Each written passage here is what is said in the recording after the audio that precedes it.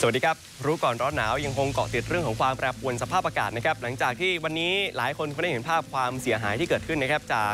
พายุฤดูร้อนนะครับที่เข้ามาสร้างความปั่นป่วนให้กับสภาพอากาศสร้างความเสียหายในหลายจุดโดยเฉพาะในบริเวณพื้นที่ภาคอีสานตามที่เราคาดการณ์กันไว้นะครับและแน่นอนหลังจากนี้เป็นต้นไปกลุ่มฝนที่เกิดจากพายุฤดูร้อนนี้ก็ยังคงมีทิศทางเคลื่อนตัวต่อไปนะครับจากปีกตะวันออกของประเทศไทยมายังปีกตะวันตกจุดไหนเป็นจุดที่ต้องรับมือต่อไปคุณผู้ชมดูกราฟิกนี้นะครับเป็นกราฟิกการเตือนภัยของกรมอุตุนิยมวิทยาพื้นที่สีแดงๆครับจุดที่ต้องเฝ้าระวังเป็นพิเศษนะครับภาคเหนือประกอบไปด้วยจังหวัดน่านอุตรดิตถ์พิจิตรเพชรบูรณ์แล้วก็พิษณุโลกนะครับในขณะที่บริเวณพื้นที่ภาคอีสานถึงแม้ว่าวันนี้จะโดนหนักหน่วงกันไปแล้วเนี่ยนะครับยังคงมีหลายจุดยังคงต้องเตรียมรับมือกันอยู่นะครับไม่ว่าจะเป็นเลย101หนองบัวลำพูยะโสธร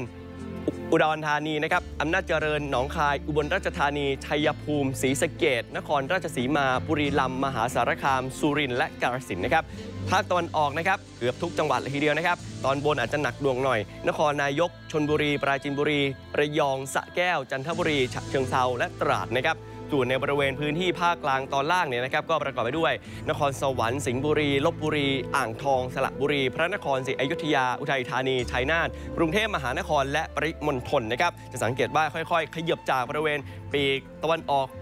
ไปทางปีกตะวันตกนะครับตอนนี้ยังคงเน้นตอนกลางประเทศหลังจากนี้ก็จะขยับเข้าไปชิดกับปีกตะวันตกมากยิ่งขึ้นนี่คือจุดที่ต้องระวังต่อไปในช่วงปลายสัปดาห์และหลังจากนี้เนี่ยนะครับก็คาดการณ์ว่าความรุนแรงของพายุก็มีแนวโน้มที่จะแรงขึ้นเพราะว่าวันนี้เนี่ยนะครับเป็นวันที่เรียกว่าวสันตวิสุวรรณนะครับเป็นวันที่ดวงอาทิตย์เนี่ยนะครับ